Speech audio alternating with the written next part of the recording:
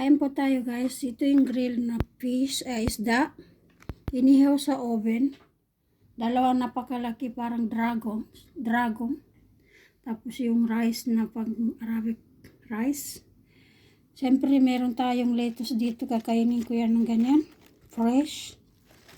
Para healthy. Okay. Siyempre ito yung